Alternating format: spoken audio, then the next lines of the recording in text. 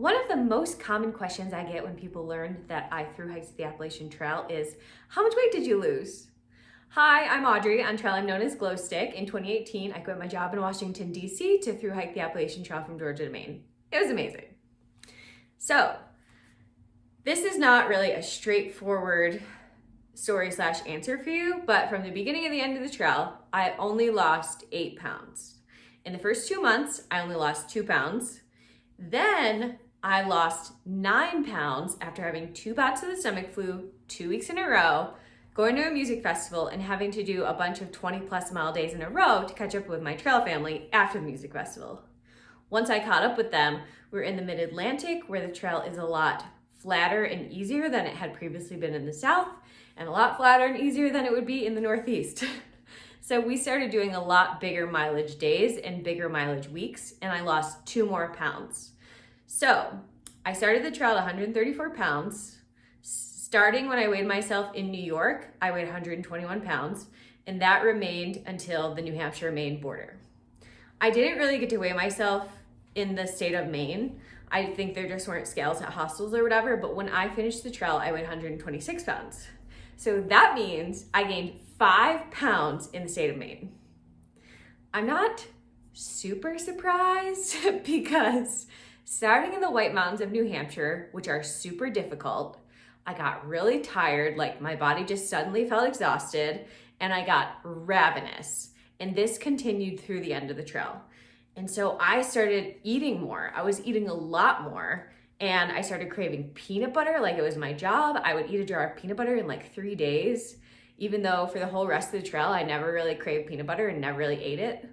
I started eating, I'm not kidding you, like 4 candy bars a day, which I know is not a healthy option, but I couldn't stomach a lot of trail food by the end of the trail. I was just so sick of it, like protein bars, granola bars. I was not having it. Like I still loved my dinners, my noodles and stuff, but a lot of the bars and junk food and things that I'd been able to stomach for the rest of the trail, I no longer could. But candy bars still tasted good to me, I think because during the hot weather on the trail, I never bought them because they would just melt. So I think that it was just like an easy food to pack out that my body wasn't super sick of yet. And I was ravenous, so I was eating extra. Side note, I went to the dentist after I got off the trail and I was like, if I have any cavities, it's because I've been through hiking and eating a lot of candy and blah, blah, blah. And they were like, well, have you been brushing your teeth? And I was like, yeah. And they were like, oh, you'll probably be fine. I only had 1 cavity. Anyway, so I gained 5 pounds back in the state of Maine after all that candy and peanut butter, but it was muscle. Like you see my photos and I do not look like I gained any fat whatsoever. It's clearly muscle. So again, start to finish of the trail, I only lost 8 pounds, but at my skinniest, I had lost 13 pounds. And I can see the difference in my photos. From like Vermont, I looked scrawny. Maine, I looked buff. So obviously weight loss is not the full story, but it's the only measurement that I have to share with you. And I mean, I know that there are ways to measure muscle and whatever, but I don't know how to do that, and probably you wouldn't be able to do that while you're through hiking the trail. Maybe if you did it like right before you did the trail, right after, but I didn't. Maybe something to think about for next time. But I'll also say that most of the women that I met on the AT did not lose a significant amount of weight.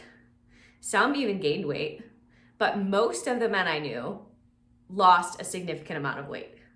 So when you hear that it's harder for women to lose weight, believe them, because to me, that was proof. I know it's anecdotal, but it was so obvious. I know that means it's great for survival. We probably would do well in a nomadic lifestyle, hunter-gatherer, survival situation. So yay for women's bodies and hanging on to that fat, right? But it definitely became very obvious to me that like, oh, men's and women's bodies operate very differently. Anyway, so that's my weight loss story along the Appalachian Trail. I hope you enjoyed this video. Please do me a favor, like and subscribe if you don't mind, and I'll catch you guys all later.